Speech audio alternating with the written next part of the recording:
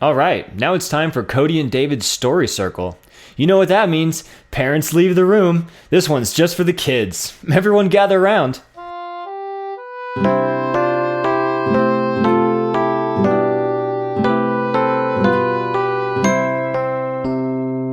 Children are the future, and it's time they were appreciated for it.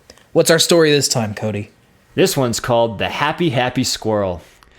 Once upon a time, there lived a young squirrel named Squee.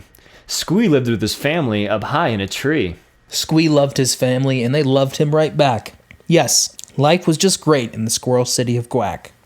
Because the squirrel village was led by two brave squirrel leaders who kept everyone safe in their homey hollowed-out cedars. Except for one year in Quack when things weren't going so great because of market manipulation perpetrated by bad squirrels whose campaign contributions to the leader squirrels was pure coincidence and didn't tie the leaders to them in any culpable way.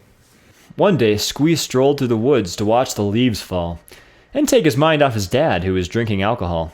And to Squee's surprise, he stumbled upon another squirrel town, but this one was filled with squirrels who were brown.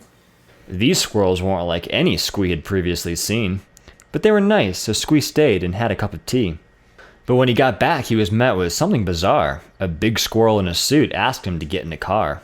Squee was taken to the big canopy palace up top, where the leader squirrel selflessly worked for the people nonstop.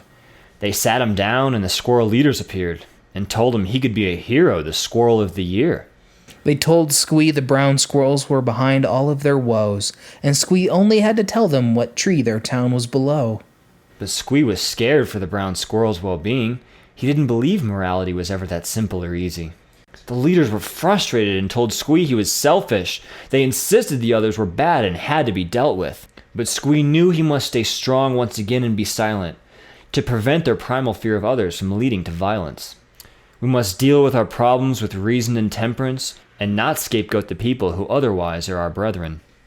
Yes, he knew he must stand up to the forces that divide us, even when they come from good places like the leaders that guide us. So Squee stood up to temptation and refused to sing, and he sat there and smiled, knowing he had done the right thing.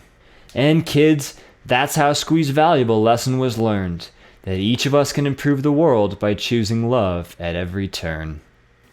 And the very next day, the brown squirrels came into town and killed everyone they could find, every squirrel that wasn't brown. They slaughtered every single man, woman, and child. They killed Squee's family, and the leaders then smiled. They raped all the corpses and sewed clothes from their skin. Squee's face turned into a little squirrel moccasin. If only Squee had listened to the advice of the leaders, they would all still be safe in their homey hollowed-out cedars. Because lessons are stupid, and love is even stupider than those moccasins sit in a brown squirrel's homey hollowed-out juniper. The end. That was quite the story. I enjoyed it thoroughly. Did you kids enjoy it? Yeah! And do you all know what the moral of the story was? Kill Jews! That's right! It warms my heart to see such bright young minds being inculcated with our values. Children certainly are our future. They were our past too at one point, and that turned out pretty great. Kids, you can all bring your parents back in now. And remember, this was our little secret. Don't tell them anything that happened here or the brown people will come get you in the night. Don't tell your parents how we touched you in your heart. That was Cody and David's Story Circle.